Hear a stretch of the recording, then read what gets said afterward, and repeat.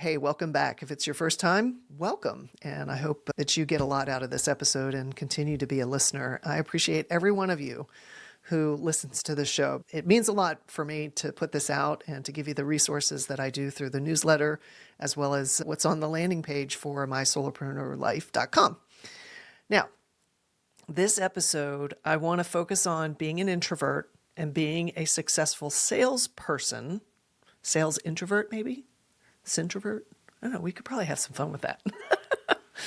But being a solopreneur has a tendency to attract introversion-oriented people. You may not believe it or not, but I am very much an introvert. I love to just hole up and work on a book or build a website or whatever. I do best in one-to-one interactions, and going out and the idea of networking in a big group of people is not my cup of tea. I work best solo, and that's why I love being a solopreneur, why it's worked so well for me for 2 decades. Now, have I learned a lot of things about sales, about outreach, networking, etc.? Basically asking for business or getting to know someone to see if there's a fit? Absolutely. The last couple episodes when I had Eric Schulman on, who helped me a lot with sales, when I did his sales training way back when I first started my business, it was really interesting, all of the tendencies that I became aware of in how I approach sales, how I fear the cold call, all the traditional stuff. And my favorite expression he uses is commission breath. And I just dread coming across with commission breath. I think that's the best phrase for describing how some of us feel about sales. So in this episode, I just want to touch on a couple of things that may help you if you do have introversion tendencies like myself. Try to give you some ideas on how you can be okay with it, because I'm not asking you to change who you are. That's the last thing I want to do.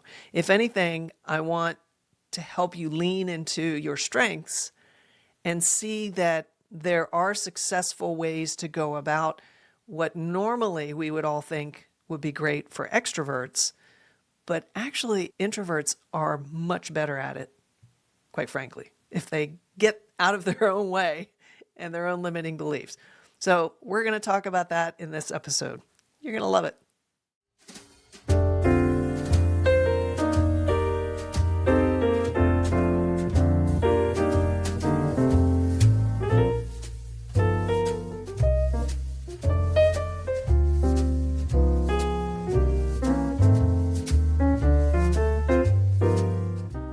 Welcome to My Solopreneur Life. I'm Terry Pappy, your gracious host, and I am so glad you're here. I have a wonderful episode for you. Sit back, relax, and let's have some real talk about what it is to be a solopreneur. Today, I want to talk specifically about being an introvert and being super uncomfortable with sales calls. It's that simple, right? When you're an introvert, sales, outreach, cold calls, all of that stuff in that bucket that is you approaching, in most cases, a stranger, unless it's a warm lead, but even then you don't really know them. You've just been introduced to them. Approaching a stranger and then having to basically make an offer, ask for money, and all that. So when you first approach that concept as an introvert, it makes your stomach turn. I know it did mine because, yes, I am an introvert. And I function best one-to-one. I like working in small groups or with my individual client. I'm not really great in networking situations. I have to work really hard to kind of protect my energy and not feel really drained. And that's a very big challenge for me because of my chemistry, my makeup. I usually get pretty wiped out when I'm in a big group of people. For me, being an introvert, I love just working from home, doing my thing, but the nature of my work and the best results I can get for my clients have to involve me approaching them, having those conversations, and really finding out what's going on about their business and what they want to accomplish that they're not able to, and seeing if there's a fit. And so I'm going to go through like 3 scenarios in this episode to try to give you some ideas on how you can keep your style, keep your individuality, but not let the tendency toward being an introvert get in the way of you growing your business. Because here's the deal. If you can't get out there and make those calls or have those conversations with prospects, people you want to work with, and I promise you, there are tons of people out there and companies and whatever, organizations that absolutely need what only you can provide. Problem is, how do you get to them? And once you get to them, what do you say when you're like deer in the headlights around a sales conversation? Hopefully, these couple of little scenarios will give you a better framework of that, because if you can't do it, you're not going to have a business. You got to sell, you got to have the conversations. So let's get you feeling a lot more comfortable doing so, even if you are introverted by nature. Okay. And I went through this myself. I mean, so the last couple episodes were with Eric Schulman. He's my sales trainer. And if you listen to those, you heard a lot of the things that he was saying. A lot of it was just reframing. I remember when I was taking his training, his Sandler training, it frustrated the heck out of me because he made everything just flowed right off of his tongue.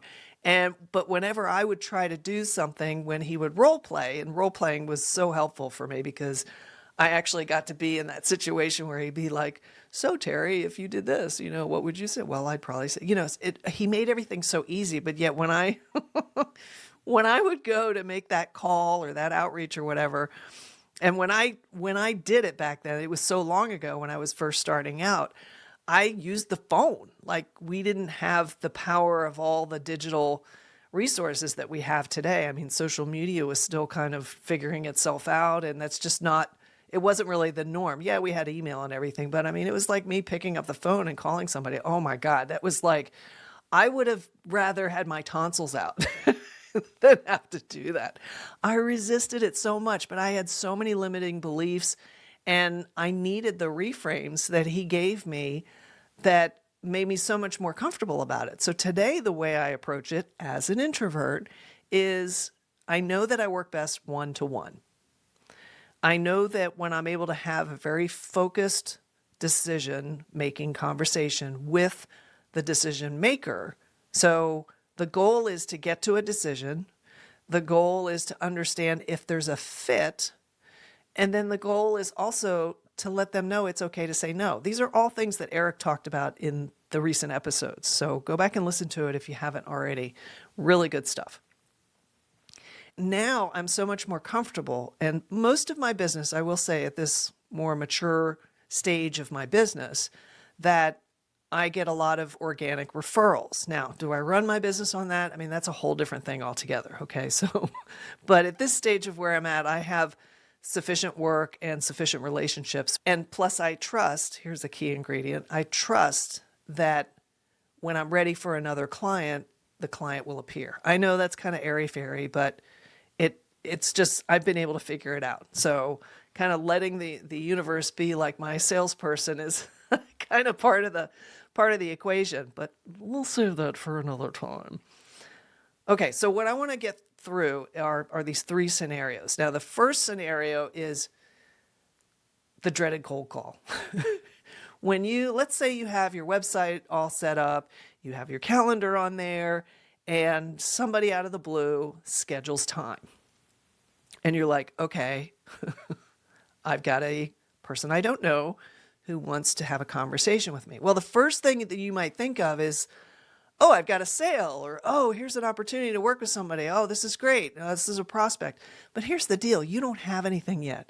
You don't even know if this person's a fit. Believe me, I've had a lot of people, because my calendars were right at the top of every one of my pages on my website. And I've had some folks, not as much anymore, but I've had some folks come on there and hit me up and try to sell me something or whatever. They'll fill out a form and it's just a pitch form or whatever. But like I said, I don't really get a lot of that anymore. But we have a tendency to get overexcited about a possible client. And so I think that, and I know I did this quite a bit, we kind of lean into it thinking, okay, we have something, like we got a fish on the line, right? Okay, we just got to reel them in, right? Set the hook and reel them in. My dad used to tell me that. You got to set the hook first. You can't just start reeling when something bites. Don't you love how I drop these little Terry pearls of wisdom? What's interesting is that attitude coming into the call makes you even more nervous about doing it right, or I'm going to lose something. You don't have anything to begin with, right? So before I digress too much, that consult call or that cold call can be very intimidating and just trigger all kinds of, limiting beliefs about like, oh, I'm not good on the phone. And what if I lose this? Remember, you haven't got anything, so there's nothing to lose. One of the things that always worked for me is let's just be friends. Let's just get to know one another. Let me understand what your business is. And I love interviewing people. I love asking them probing questions. I love acknowledging when I hear how hard they've worked and what they've built. And I share that. I express that to them, even though I don't, I'm still getting to know them. And so for me, when I have those conversations, it's more about, are you ready for me? Are you a fit for my services? Or is there some other way I could help you? And I think that attitude alone is a great way for you to look at any of those types of calls. Even if you're the one initiating it, right? Which is that dreaded cold call. I mean, the whole thing just has this ick about it, right? So what we want to do is we want to understand we're going into that conversation knowing that we're there to help. And let me tell you, I have gotten a lot of people on a call who were not ready for me. They didn't have the budget, or they just hadn't done enough of their own internal work or internal decision making. I just had one of those a couple of weeks ago where someone was like, okay, let's move forward. And then like right after he was ready to sign the papers, he's like, oh, I can't do it. I got, so he had like buyer's remorse. And I have no idea, because he's ghosting me now, but I have no idea what caused it could have been something unexpected. It could have been, he could have talked to his wife and she was like, excuse me, no. Whatever, I don't know. He could have gotten a job, right? So there could have been a bunch of different things. And this is the thing that drives me crazy about people who don't communicate. Anyway, sorry, side disgruntled comment. So don't be that person, right? Make sure you're always communicating. But here's some things that you could actually try out. See if they work for you. Because my goal really, honestly, is to empower you to feel natural being yourself and not trying to put any type of hat or facade on that portrays you as what you think in your mind a salesperson should sound like, look like, ask, etc. Some of the things that you can do, and you can use a teleprompter for this or whatever device you may have, or just write it in your journal and just create some practice scripts of how you would have that call. Here's something you can use with AI. Go into your favorite AI tool, Perplexity, ChatGPT, Grok, Claude, whatever is your AI tool. Go in there and just say, hey, I'm getting ready to get on a sales call. I'm introverted by nature. I don't want to not be myself. This is how this person, if you know something about who you're going to be talking to, put that in. Give me an outline that I can follow or a script that can help me practice and warm up before I get on this call. And believe me, you'll get all kind of good stuff from AI if you put a prompt in like that. If you read it and it doesn't feel natural, doesn't really align with how you want to operate, then correct it. Get another try out of it or switch over to another one. I do that a lot. I mean, I have subscriptions to all of them and I flip back and forth depending on if one gives me an answer that works and I don't have to really improve it a lot, I'll use that one. But if it doesn't, I did that just yesterday, I think. I started out in ChatGPT and I'm like, this is not working. So I popped over to Perplexity and put the same exact prompt in and got a completely different answer. So it works when you jump around. Another thing you could do, like some warm-up exercises, like sending a preparatory email. Even if the email is to you, you can type the email, Dear Mr. Prospect, or whatever their name is. I'm getting ready to get on a call with you, and I'm really looking forward to getting to know what's going on with you and your business or whatever the thing is that they're needing help with that you do. And I want to make sure that I answer all your questions and that I have a good understanding of fit and make sure that you've got the budget and all those things we can talk about. And then at the end of our conversation, no is an okay answer, right? We want to make sure we come to a decision. That's something I was reminded from Eric's episodes. So that's another thing you can do. And then you can just send it to yourself. You don't even need to send it to them. Remember, the most important thing is that you're there to help.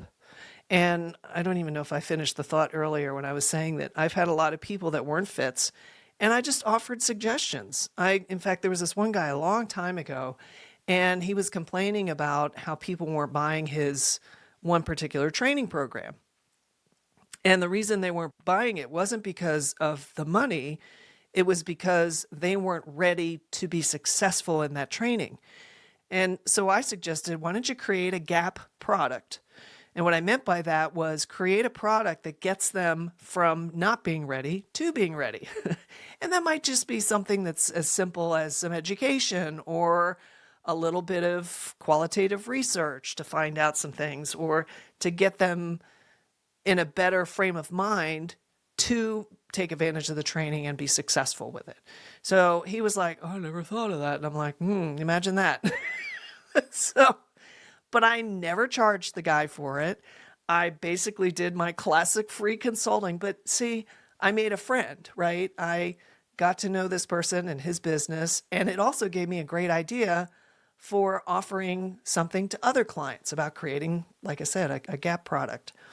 I think if you look at the conversation as helping, making a friend, you never know. You'll talk to somebody and they'll be like, I was really impressed with Terry and the questions that she asked me. That's really cool.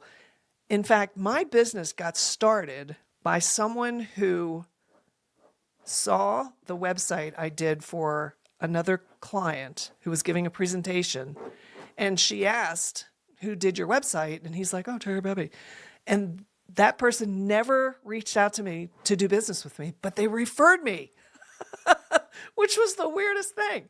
So that's what I mean by the universe kind of giving you the clients, right? Putting them on your trail. That's the first thing as far as getting out of that cold call fear of deer in the headlights. Just do whatever you think of. In fact, you can even use AI to say, hey, give me some warm-up exercises that suit my personality, blah, blah, blah.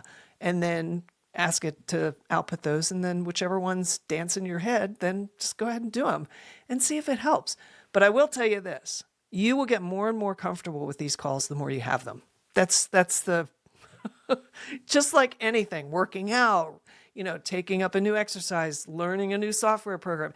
If you practice and work at it, you will get more comfortable with it. Okay, so there's the first one. I don't want to beat a dead horse there. Here's one of my love-hate ones, and it's networking groups and networking events and online groups. Now, this is where the whole feeling really drained, because you're around a lot of people, everybody's competing for airtime, everybody's out there with their business card, everybody wants you to refer them. It's a lot of these networking events are just, I don't go to them anymore. It's been a long time. I was involved in some professional women's groups that were regional, and I did it more just to get myself out of the house, quite frankly. It wasn't necessarily, I'm going to use this as a networking / business development exercise. It was like, I want to be with other professional women who have their own business, who are looking to grow and want to spend time with like-minded people. And it kind of had a social aspect too, because a lot of these women, Fem City was one of them that I really enjoyed. They'd get together for lunch and everybody would talk and, hang out. There'd be maybe a presentation, or people would go around and say what they did. And then there'd be the shuffle of business cards. But for all intents and purposes, I did that more for my own mental well-being and to get myself out of the house, because I had and still have to some degree a tendency to hermit. And that's one of the downsides, I think, of being a solopreneur, is like it's so comfortable in our home office and it's so comfortable in our car and in our neighborhood and doing our thing that we don't get out. We don't go to conferences. We don't find a community that we can meet with in person. And these are all good exercises for introverts. And I will tell you that as an introvert, as much as they can be draining, as long as you manage your well-being and allow yourself some balance and some time to recuperate, there's nothing wrong with incorporating that into your experience so you can get the practice of talking to strangers and just talking about what you do and asking questions and things like that. I think that having a few deep relationships while you're just kind of exploring different things versus quantity of people that you're praying and spraying, as far as like, this is what I do, buy my stuff kind of thing, which is like a lot of marketing these days. I think that if you focus on having meaningful conversations and asking deeper questions and being a little vulnerable, like I kind of nervous talking about sales and that whole thing. How do you handle it, right? So you get the opportunity to strengthen those muscles and realize that you're not alone. There's a lot of people that have some sort of limitation or struggle or concern or fear even of doing any kind of sales related activities in their business. But I'm telling you, we got to do it if we're going to stay in business. You got to sell your stuff. Go out there and explore. Find some online communities, find a local regional community that you can have face-to-face interactions. You can go on Meetup, get the local newspaper, find what professional groups. There's a lot of associations that have local chapters. I remember doing that for the National Speakers Association when I was involved working with a lot of speakers. I still do, but I'm not a member anymore. That's because I moved. I was in Orlando and went to the Central Florida one. Now I'm down in Southeast Florida, and the closest one is Lauderdale, which is over an hour away. Sorry, you didn't really need to know that, but now you do. See, this is what happens when you get stuck on one of my episodes. You get to hear my everything. Whatever's floating through my head, you're going to get. Okay. The last one is one that in human design, being a projector, it's all about waiting for the invitation, right? So I really don't like self-promotion. I don't like marketing myself. I don't like putting myself and saying, hey, buy my stuff. Let me design a website for you. Let me do a strategy for you. It's like, in fact, I just noticed, you're going to love this. I just noticed that My Solopreneur Life newsletter, which is the companion newsletter to this podcast, I redesigned the whole thing a couple issues ago. And I had been doing a newsletter for a while. The problem was I wasn't really happy with it. And it was kind of always all over the place. Like I didn't really have a strategy for my own publication. So I decided, okay, what are the top things that people who are solopreneurs are struggling with? And I just kind of laid it all out into these 9 categories. And what's important to me with the newsletter is to not tease a promotion, to not click here to get this or do this or whatever. I am so much about creating value, just like I do on this show, and providing people access to the things that are going to make them successful. So help, guide, coach, inspire. And I also want them to get to know me, because I think that it's so important to know your audience, to share your authentic self, and to just be who you are in a raw way sometimes. And that's what resonates with people. There's so much fake stuff out there, and automation and marketing machines and funnels and sign up for this and get that and watch this video and learn how to do that. Oh my gosh, it's too much. It's just too much. And I'm in the marketing bucket to a degree. And so when it comes to this third scenario, which is about promoting yourself online, promoting offers, there's a lot of discomfort around self-promotion. There's a lot of insecurity triggers that happen when you talk about yourself. Because remember, as a solopreneur, you are the business, the end. Like, that's it. So when you talk about your business, it's like talking about yourself. When we have those limitations around self-promotion, like I do, we don't want to come off pushy. We don't want to come off with, as Eric would say, having commission breath. Oh my gosh, there was one of my clients. I listened to one, I think I mentioned this on another episode. I listened to one of these vendors that she was considering for a platform, blah, blah, blah. And she sent me a recording of the meeting, and this guy, it was like he was going down a script. And I was getting so angry because it was so unnatural. And it felt like if I were my client, I would have been like, I feel like I'm being played. Like, is this guy really listening to me, or is he working me through his sales script? And I was just like, oh God, why do people do this? Please don't do that. Just be yourself. Okay. Anyway, getting back to the promoting self and offers online.